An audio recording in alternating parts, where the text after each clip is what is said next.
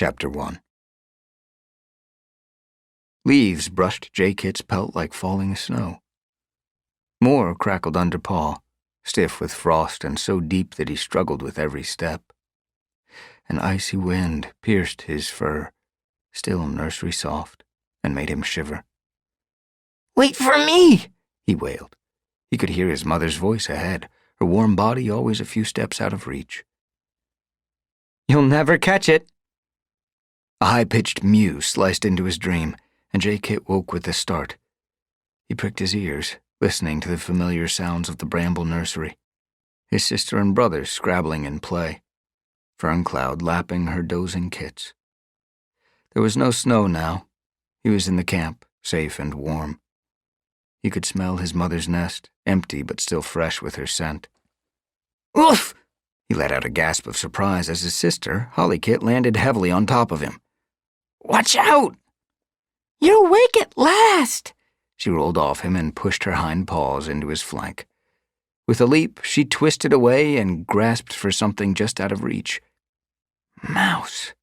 J-Kit could smell it. His brother and sister must be playing catch with fresh kill newly brought into camp.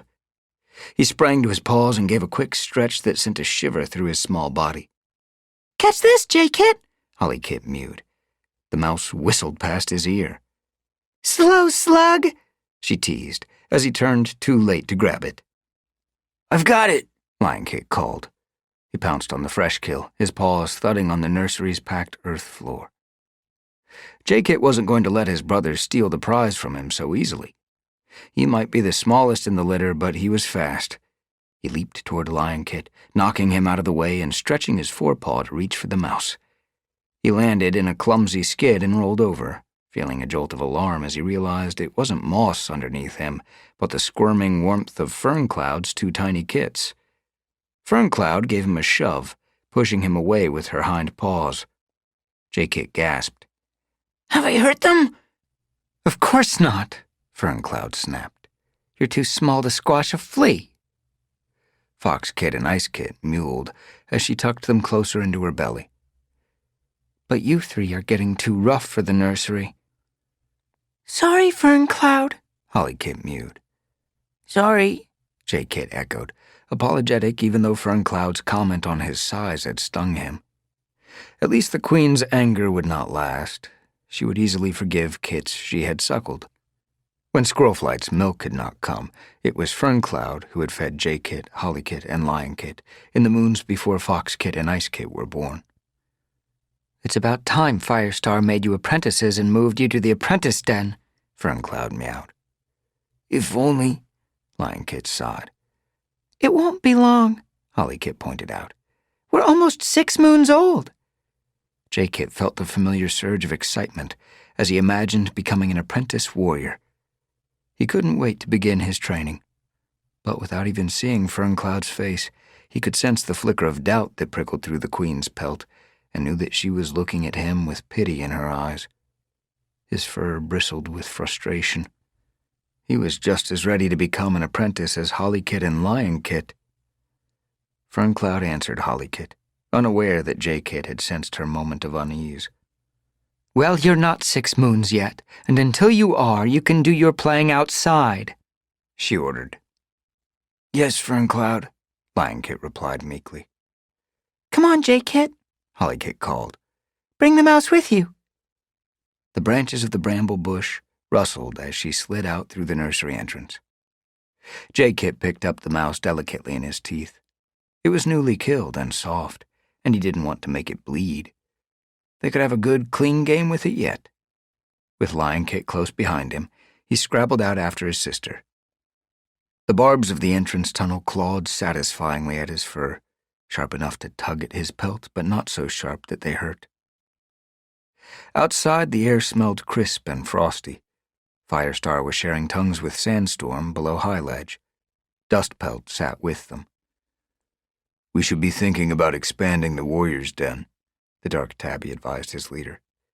"It's crowded already, and Daisy and Sorreltail's kits won't be apprentices forever." "Nor will we," thought J-Kit. Brightheart and Cloudtail were grooming each other in a pool of sunlight on the other side of the clearing. J-Kit could hear the steady lapping of their tongues like water dripping from a rain-soaked leaf. Like all the ThunderClan cats, their pelts were leaf-bare thick, but the muscles beneath had grown lean with scarce prey and hard hunting. Hunger was not the only hardship Leafbear had brought. Molepaw, one of Sorreltail's kits, had died of a cough that had not responded to Leafpool's herbs, and Rainwhisker had been killed during a storm, struck by a falling branch. Brightheart paused from her washing. "How are you today, J-Kit?" J-Kit placed the mouse between his paws, safe from Hollykit's grasp. "I'm fine, of course," he meowed. Why did Brightheart have to make such a fuss over him? He'd only been sleeping in the nursery, not out raiding ShadowClan territory. It was like she was always keeping her one good eye on him. Eager to prove he was just as strong as his brother and sister, J-Kit flung the mouse high over Hollykit's head. As Lionkit thundered past him and grappled with Hollykit to be the first to catch it, Squirrelflight's voice sounded from the side of the nursery. "You should show more respect for your prey." Their mother was busy pressing leaves into gaps in the prickly walls that surrounded the queen's den. Daisy was helping her. "Kits will be kits," the she-cat purred indulgently. J-Kit's nostrils flared at Daisy's strange scent. It was different from the clan-born cats, and some of the warriors still referred to her as a kitty pet because she had once lived in the horse place and eaten two-leg food. Daisy wasn't a warrior, because she showed no sign that she ever wished to leave the nursery, but her kits, Mousepaw, Hazelpaw, and Berrypaw, were apprentices, and it seemed to J-Kit that they were as clan-born as any of his clanmates. "They won't be kits much longer," Squirrelflight told Daisy, sweeping more leaves to her side with her long tail. The brittle rustling noise reminded J-Kit of his dream. "All the more reason to let them enjoy themselves now," Daisy replied. J-Kit felt a wave of affection for the cream-colored she-cat. Though Squirrelflight was his mother, it had been Daisy who had warmed and washed him alongside Ferncloud, when clan duties had kept his mother away from the nursery. Squirrelflight had returned to her warrior duties soon after her kits had been born. Though she still had a nest in the nursery, she used it less and less, preferring to sleep in the warrior's den, where she wouldn't disturb the kits and nursing queens when she left on early patrols. "Can you feel the draft now, Ferncloud?" Squirrelflight called through the nursery wall. "No?" Ferncloud's voice drifted out through the tangle of branches. "We're warm as fox cubs in here." "Good," Squirrelflight meowed. "Can you clear up here, Daisy? I promised Brambleclaw I'd help him check for loose rocks around the hollow." "Loose rocks?" Daisy gasped. "It's good to have such solid defenses." Squirrelflight's voice echoed a little as she gazed at the sheer stone cliffs that enclosed the camp on almost every side. "But the frost might have loosened stones, and we don't want them falling into the camp." J-Kit's attention was distracted by the bitter stench of mouse bile that came from the elder's den. Leafpool must be removing a tick from Longtail or Mousefur. A much nicer odor heralded the return of two of Daisy's kits. Mousepaw and Hazelpaw were bringing Freshkill back from a hunting expedition. They hurried excitedly into the camp, Mousepaw carrying 2 mice and Hazelpaw with a large thrush in her jaws. They dropped them at the Freshkill pile. Dustpelt padded over to greet them. "Looks like you did well, Hazelpaw," he praised his apprentice. "You both did," the apprentices purred, and J-Kit noticed how much they sounded like their mother, as though their purrs were muffled by their thick, soft pelts. A sudden rush of wind and fur knocked J-Kit off his paws. "Are you playing with us or not?" Hollykit demanded. J-Kit leaped up, shaking himself. "Of course I am." "Well, Lionkit's got the mouse, and he won't let me have it," Hollykit complained. "Let's get him then." J-Kit hared across the clearing toward his brother. He bundled into Lionkit and pressed him to the frosty earth while Hollykit dragged the mouse from Lionkit's claws. "Unfair," Lionkit protested. "We don't have to be fair," Hollykit squeaked triumphantly. "We're not in StarClan yet." "And you never will be if you keep playing with food that way." Stormfur had paused beside them on his way to the warrior's den. His words were stern, though his voice was warm. "It's Leafbear. We should thank Star Clan for every morsel." Lionkit wriggled out from underneath Jaykit. "We're just practicing our hunting skills." "We have to practice," Jaykit added, sitting up. "We'll be apprentices soon." Stormfur was silent for a moment. Then he stretched forward and gave Jaykit a quick lick between the ears. "Of course," he murmured. "I was forgetting." Frustration flared in Jaykit's belly. Why did the whole clan treat him like a newborn kit when he was nearly 6 moons old? He shook his head crossly. Stormfur wasn't even a proper ThunderClan cat. His father, Greystripe, had once been ThunderClan's deputy, but Stormfur had grown up with his mother's clanmates in RiverClan, and his mate, Brook, had come from far away in the mountains. What right did he have to act superior? Hollykit's belly rumbled. "How about we eat this mouse instead of playing with it?" "You two share it," Lionkit offered. "I'll get something from the fresh kill pile." Jaykit turned toward the heap of prey caught by the warriors that morning. A faint odor disturbed him. He took in a deeper breath, opening his jaws to draw the scents into his mouth. He could smell Hazelpaw's freshly killed thrush and Mousepaw's mice, their blood still warm. But below there was a sour smell that made his tongue curl.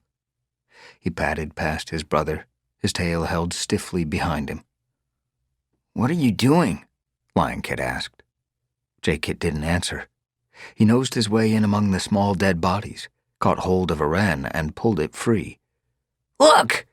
he mewed, rolling the bird over with his paw. The creature's belly was alive with maggots. "Ugh!"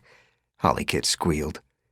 Leafpool emerged from the elder's den, a wad of moss in her jaws. Jaykit could smell the mouse bile on it, even over the stench of the rotten wren. She paused by the 3 kits. "Well spotted," she praised them, dropping the bile-soaked moss at her paws. "I know prey is scarce at the moment, but better to eat nothing than to eat something that will hurt your belly." "Jaykit found it," Hollykit told her. "Well, he's saved me a patient," Leafpool meowed. "I'm busy enough as it is. Brackenfur and Birchfall have white cough." "Do you want help gathering herbs?" Jaykit offered. He had never been out of the camp, and he was desperate to explore the forest. He wanted to smell the boundary markers. Up till now, he had tasted only the weak scents of ShadowClan and WindClan carried from the borders on the pelts of ThunderClan patrols. He wanted to feel the breeze fresh off the lake, untainted by the scents of the forest. He wanted to learn where the markers were along each boundary so that he could defend every paw step of his clan's territory. "You could gather far more herbs with us to carry them back to camp," Lionkit put in. "You know you're not meant to leave the camp until you're apprentices," Leafpool reminded them. "But you'll need help if there are sick cats," Jaykit insisted. Leafpool silenced him by flicking the tip of her tail over his mouth. "I'm sorry, Jaykit," she meowed. "It won't be long until Firestar gives you your apprentice names. But until then, you'll have to wait like any other kits." Jaykit understood her meaning. Their father was the clan deputy, and their mother was Firestar's daughter. Leafpool was reminding them yet again that it did not entitle them to special treatment. His tail twitched crossly. Sometimes it felt like the rest of the clan went out of their way to make sure he and his littermates never got special treatment. It wasn't fair. "I'm sorry," Leafpool meowed. "But that's just the way it is." She picked up the foul-smelling moss and padded back to the medicine den. "Nice try," Lionkit whispered in Jaykit's ear. "But it looks like we're stuck in the camp for a while longer." "Leafpool always thinks she can win us over just because she brings wool for our nests from the moorland," Jaykit hissed. "Or pieces of honeycomb to lick. Why can't she just give us what we really want, a chance to explore outside the camp?" Hollykit swished her tail over the frozen ground. Jaykit knew she wanted to explore beyond the camp walls as much as he and Lionkit did. "But she's right," she mewed grudgingly. "We must stick to the warrior code." They ate. sharing the mouse and a vole between them. As Jay-Kit washed his face afterward, drawing his paws over his ears to give them a thorough cleaning, he noticed Brook emerging from the warrior's den to join Cloudtail and Brightheart in the sun. She carried a different scent from the other warriors, the scent of mountains and tumbling water. It seemed to make her the strangest of all the cats who were not clan-born. Was it just her scent, Jay-Kit wondered? Or was it something more he sensed in the mountain she-cat, some wariness that had never left her? He could not quite put his whisker on it, but he was sure that Brook felt out of place here in the forest. A rustle in the thorn barrier that protected the entrance to the camp signaled Berrypaw's return. Daisy's third kit charged over to the fresh-kill pile and threw down his catch, a plump wood pigeon. "Where's Bramble-Claw?" Berrypaw called out to the kits. Bramble-Claw was Berrypaw's mentor, and Jay-Kit could not help but feel a small pang of jealousy that Berrypaw spent so much time training with Bramble-Claw when his own paws ached to hunt in the forest with his father. "He's with Squirrelflight," Jay-Kit replied. "They're checking for loose stones." He pricked his ears, listening for the sound of his mother's and father's voices. He could not hear them, but the breeze blowing down from the cliff behind the medicine den carried their scent. "Up there," he told Berrypaw, lifting his nose toward them. "You're sharp today, Jay-Kit," Berrypaw meowed. "I wanted to show him my pigeon and ask him if we were doing battle training after Sunhigh." Jealousy gnawed harder in Jay-Kit's belly. "Why can't I be an apprentice now?" "You must be really good at hunting," Lionkit sighed, clearly thinking the same thing. "It's just practice," Berrypaw told them. "Look." He crouched down. "This is how you begin." Lionkit's belly swished against the ground as he tried to copy Berrypaw. "Get your tail down," Berrypaw ordered. "It's sticking up like a bluebell." Lionkit's tail slapped against the frozen earth. "Now pull yourself forward, smooth as a snake," Berrypaw commanded. "You look like you've got wind," Hollykit crowed. Lionkit gave a playful hiss and leaped at her, rolling her onto the ground. She fought back, purring with amusement while Lionkit pummeled her belly with his hind paws. They were so busy in their play fight that they did not notice the sudden noise outside the camp. But Jay-Kit did. Cat's paws were pounding toward the camp entrance. Jay-Kit recognized the scents of Spiderleg and Thornclaw. The patrol was returning, but something was wrong. The warriors' paws drummed the forest floor in a panicked rush, their scents bitter with fear.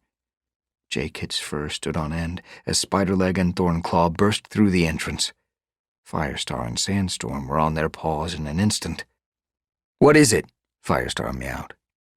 Spiderleg drew in a deep breath, then announced, "There's a dead fox on our territory."